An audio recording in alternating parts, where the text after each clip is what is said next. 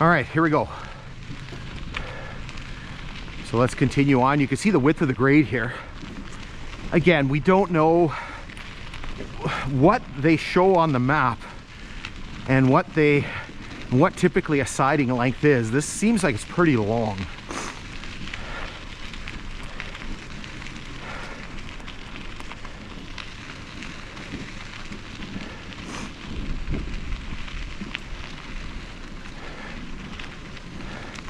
So here we we start really leaving all the kind of the lower swampy areas behind, and then we get into this sort of upland area that's for the most part going to carry us through to past Raith.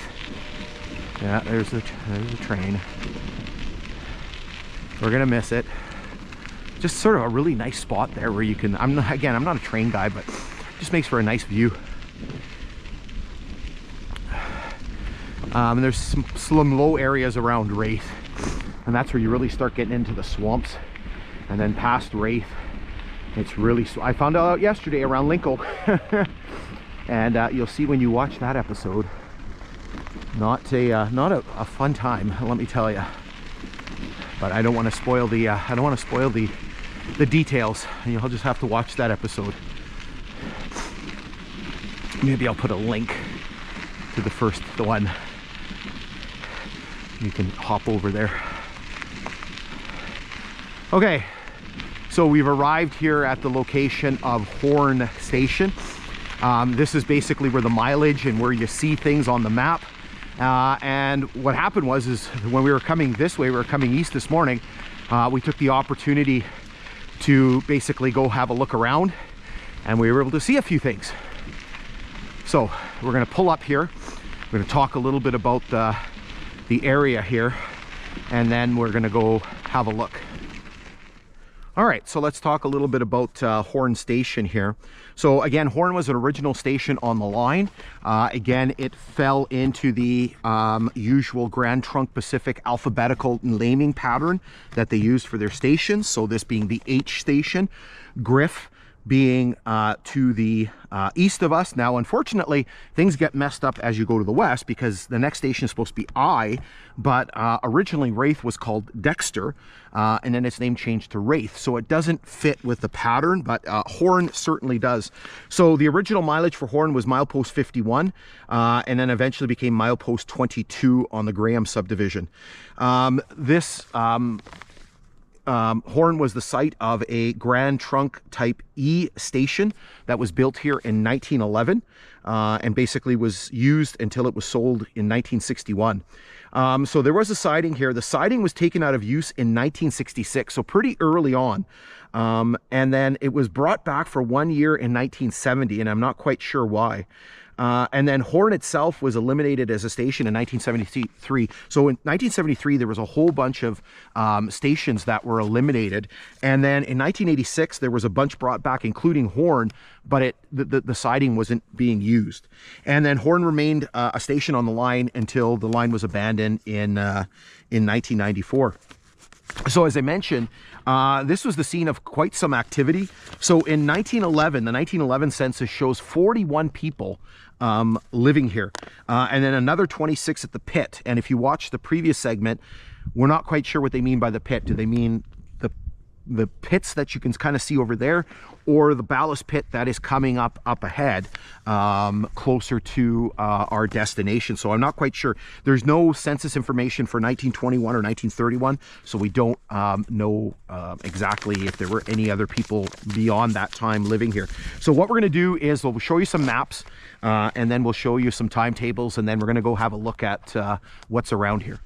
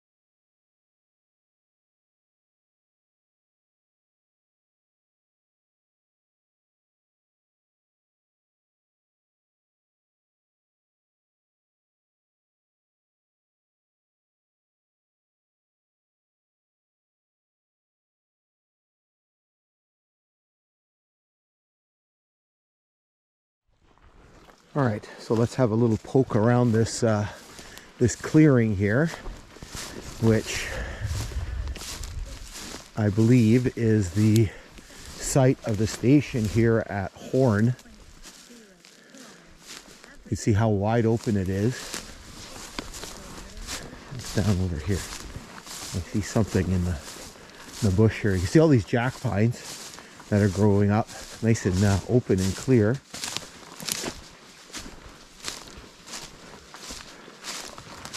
And we got some debris here.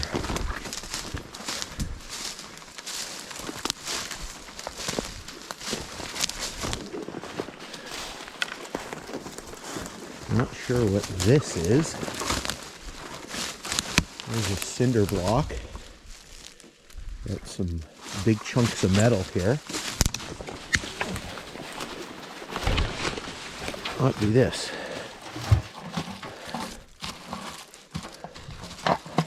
This looks like a container that they carried kerosene in.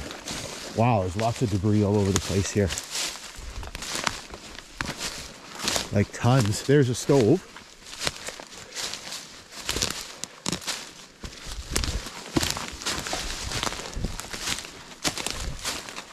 And you see the front door of it. There's all kinds of metal and stuff lying around. Just gotta be careful here, especially with the dog.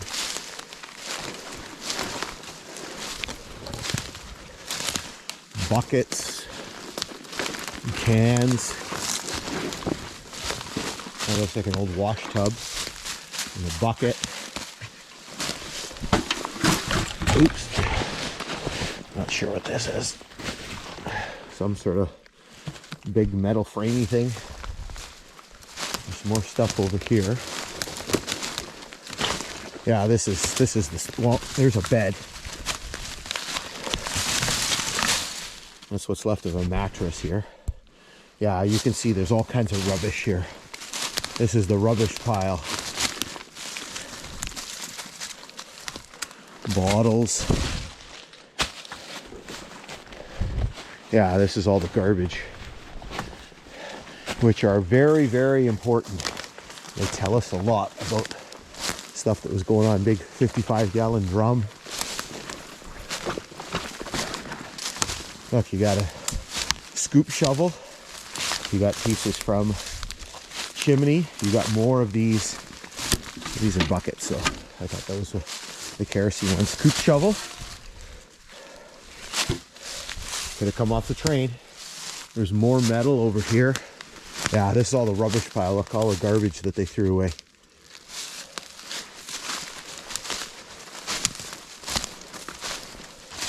Another bucket here.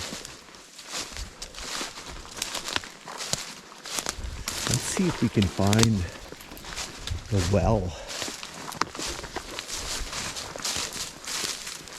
See some timbers here. Look at maybe ties. You can see another, looks like bucket here. Little bowl or wash basin.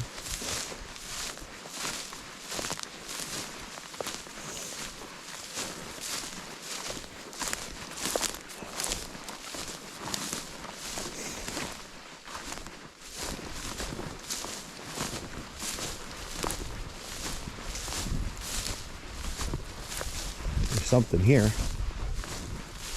Oh, there's a big rock. Nope.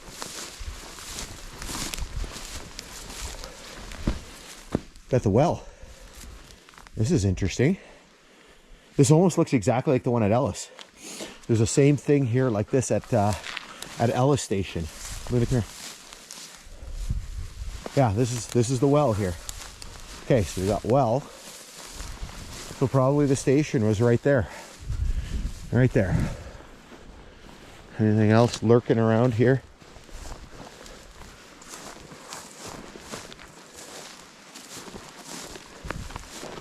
All right, so we have found the station at Horne. Well, that's good, because some of the other spots we've looked at, we really haven't come across very much. So this is kind of a good find here. Alrighty, let's our way back to the road here, or the rail grade.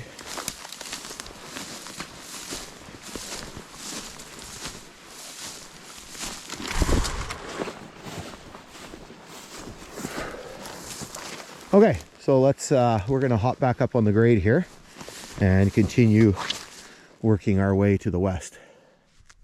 Okay, so let's get rolling here. Luna's okay. We're gonna let her back out after. Just didn't want her to walk the entire way. Did a lot of walking yesterday. Maybe might go out tomorrow again.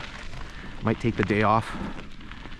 So essentially just up here is where the siding, so the siding here, sorry, the station was kind of interesting because usually a lot of times they're kind of in the middle of the siding. This one's kind of really at the north end of it. I'm not quite sure why that was, but so you can see a piece of tie there. Oh, let's loop around here. We always talk about this if we have a chance. There's lots of stuff scattered here. So you can basically see all of this stuff all over the ground. And if I reach down and grab some, ignore the rocks that are in there. So basically you can see all of these little look like iron blueberries. So these are iron ore pellets, and you can see they're scattered all over the place here, right there. At first I thought it was coal, but those are iron ore pellets. So basically there were two mines that provided traffic to this line. The pelletized iron came from the Bruce mines, and then there was also the Matabi mine, which is closer up by Sioux Lookout. And that iron wasn't pelletized. That one was more in a sort of a granular type of form. And but again, they were big sources of traffic for this line. And when the Matabi line closed in 1991, that was basically the end of this line. Realistically, again, the line was built to be a branch off of the Grand Trunk Pacific NTR system, which ran way far to the north. Well, when CN took over everything, they already had another route into Thunder Bay to the south, and that was the Canadian Northern Line. So basically, they almost had kind of two redundant kind of lines. Again, this one had its own sort of sources of traffic, the iron mines, logging. But realistically, once those mines closed, that was basically it, you know, for the traffic on the line. And again, one of the big reasons why this line was shut down. So roundabout here somewhere is where the siding at Horne comes to an end.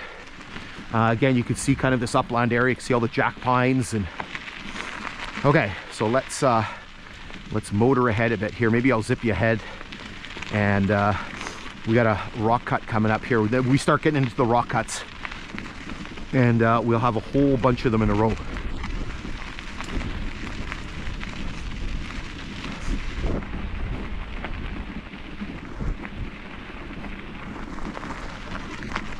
All right, so here we start getting into this quite a bit of rock work here. I'm going to show you a map, because you're basically going to see what we're doing. We're skirting along the side of this ridge, and there's going to be a whole bunch of rock cuts as we do that.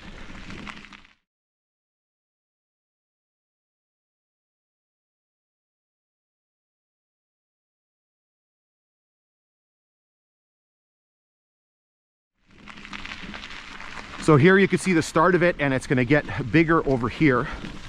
And like I said, you're just going to see one rock cut after another. I think on my GPS I've got like 9 rock cuts marked after Horne Station.